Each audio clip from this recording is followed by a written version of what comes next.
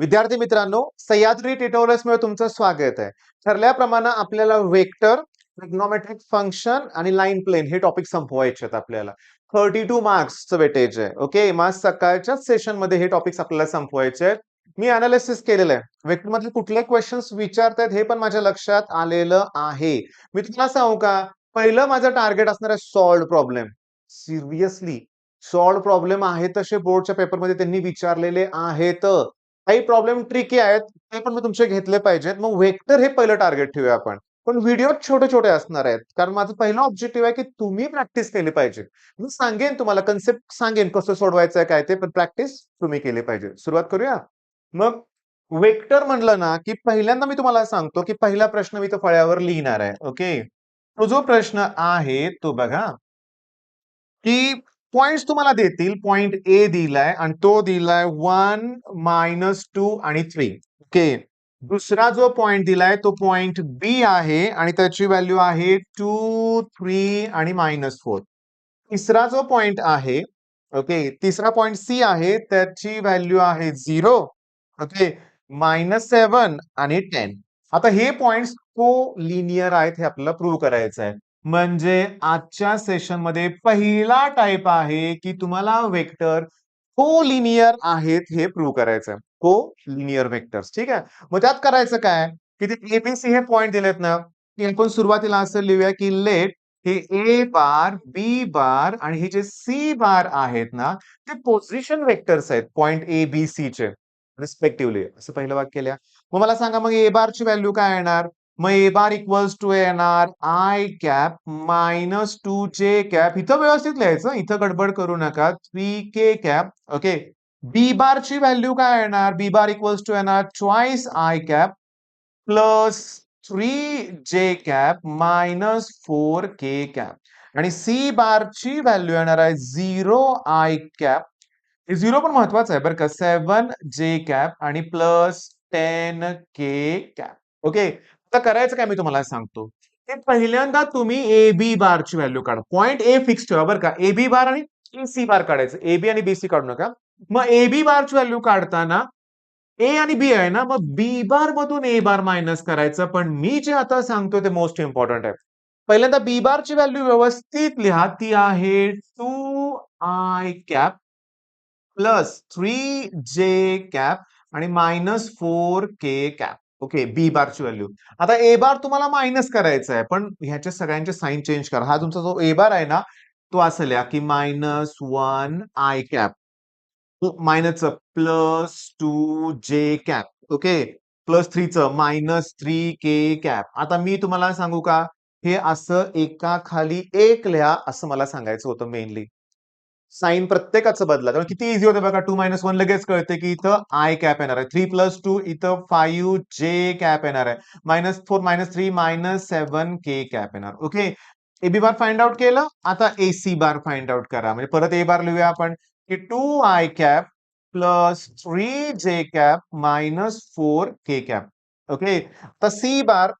Okay, एक minute हं. मी चुकून काय केलंय बघा, मी लिहिताना चुकलोय बरं का बाळांनो, समजावून सांगतो, लक्षात घ्या. इथं गडबड नकोच. मला लिहायला पाहिजे होता फॉर्म्युला सी बार मायनस ए बार आणि मग पहिला सी बारची व्हॅल्यू लिहा ना. मग ती कोण आहे सांगा? 0 आय कॅप. ओके. -7 जे कॅप आणि प्लस 10 आणि के कॅप. आता ए बार परत मायनस करायचे. मग हीच व्हॅल्यू येणार कोण? Minus i cap. Okay. Plus 2 J cap आणि प्लस 3 के कॅप. तर मिळालं काय माहितीये का बघा बाळांनो, बघा. 0 - 1 म्हणजे मायनस आय कॅप मिळालं. -7 + 2 म्हणजे -5 जे कॅप आलं आणि 10 ॲक्चुअली 10 आणि इथं -3 आहे बरं का बाळांनो. इथं मला -3 पाहिजे. मग 10 - 3 7 के कॅप. ओके. शांतपणे बघा, की जर मी यातनं मायनस साइन कॉमन काढलं, बघा, मी पुढच्या स्टेपमध्ये लिहिणार आहे.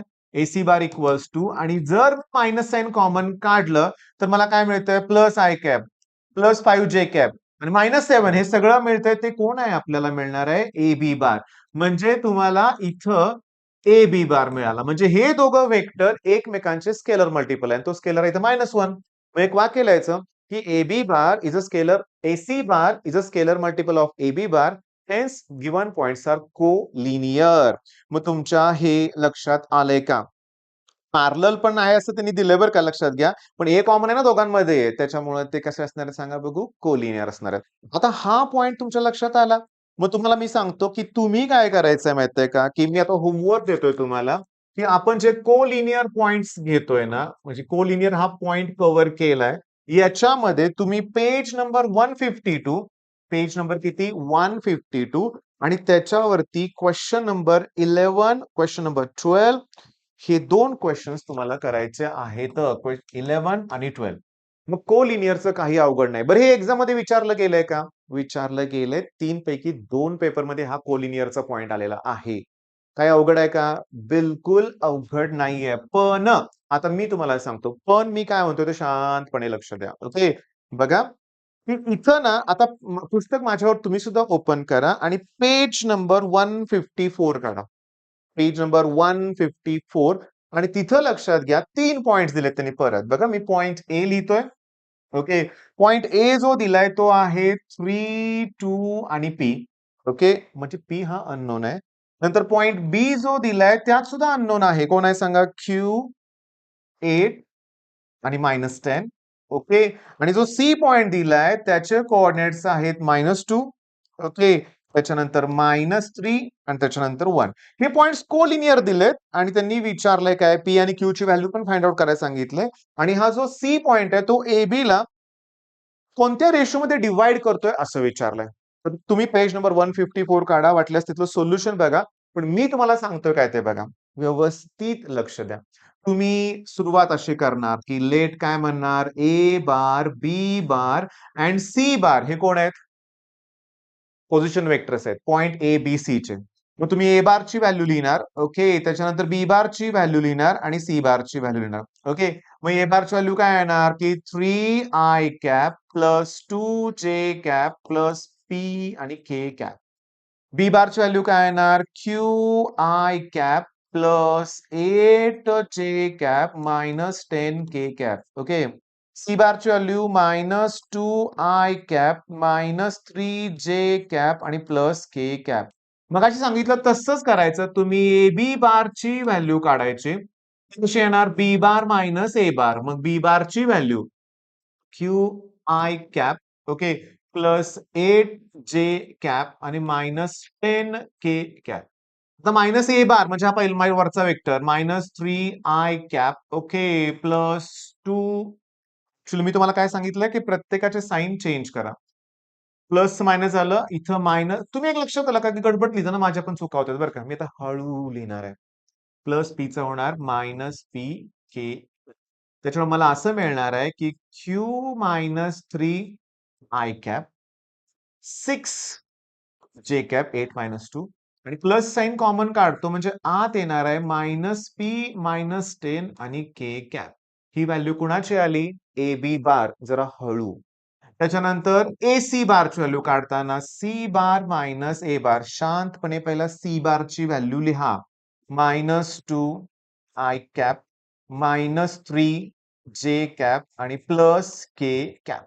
मायनस ए बार करताना हा ए बार आता मला मायनस करायचा आहे म्हणजे -3I कॅप -2J कॅप आणि -P आणि K आणि कॅप. ठीक आहे. आता -3 -2 म्हणजे -5I कॅप -3 -2 म्हणजे परत -5J कॅप आणि इथं प्लस इंटू ब्रॅकेट 1 -P हा 1 आणि हा -P आणि K कॅप. ओके. या व्हॅल्यू मिळाल्या.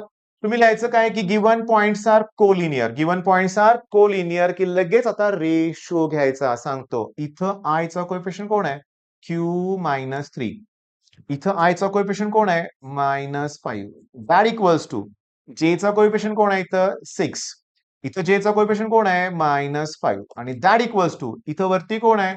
-P आणि -10.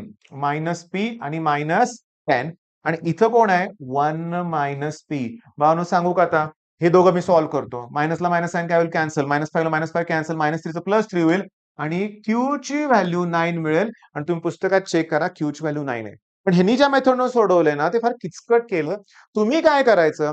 तुम्हाला जर वेक्टर कोलिनियर दिले असतील ओके आणि एखादा अननोन फाइंड आउट करायचा असेल तर तुम्ही 3 पॉइंट दिलेत समजा तुम्ही मग ए बी बार ए सी बार काढा. आणि त्यांचे आय, जे आणि के चे कोएफिशियंट सरळ सरळ रेशो घ्या. आता इथं काय होईल माहिती का बघा समजून घ्या. इथं पण क्रॉस मल्टिप्लिकेशन केलं इथं तर मला पी ची व्हॅल्यू पण काढता येणं काही अवघड नाहीये. आणि सॉल्व्ह केल्यानंतर पी ची व्हॅल्यू -4 येते बरं का.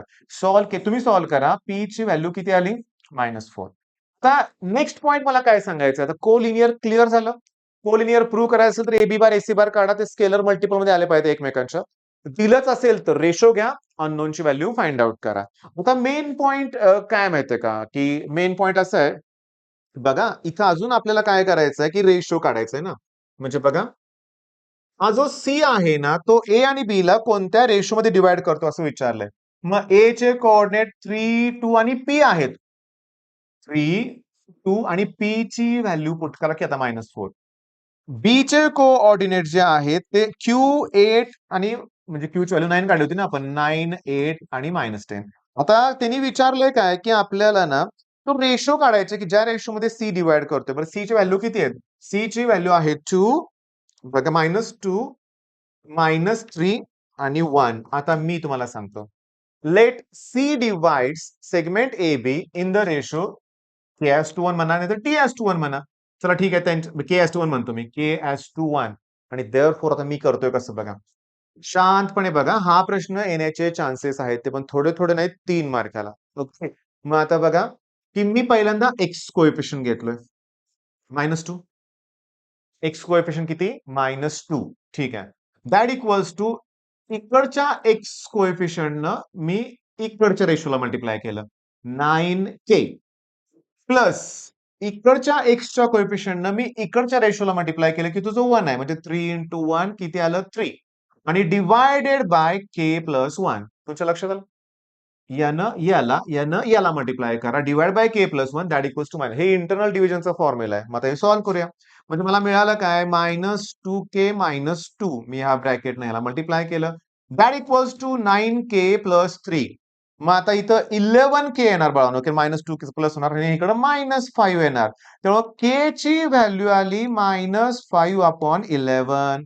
आता त्यांनी जी व्हॅल्यू दिली आपलं बरोबर आलं. हे काय इंडिकेट करतंय मायनस साइन आलंय ना मग हा इंटरनली डिवाइड करत नाही तो एक्सटर्नल डिवाइड करतो. मग लिहायचं therefore point C divides segment A B externally in the ratio 5:11. तिथं मायनस साइन द्यायचं नाही.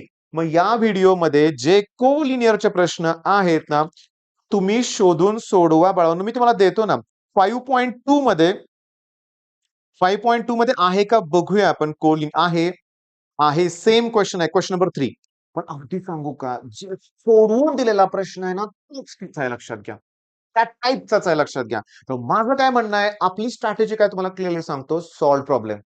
ते सगळे आपण क्लिअर करणार या टॉपिक मधले. मग आता लगेच काय करा की आता व्हिडिओ बघून झालाय तुमचा कुठला पॉइंट घ्यायचा तुम्हाला मी सांगितलंय अतिशय सोपा आहे. हा पॉइंट क्लिअर करायला काहीही वेळ तुम्हाला लागणार नाहीये. मग पेज नंबर 154 आहे.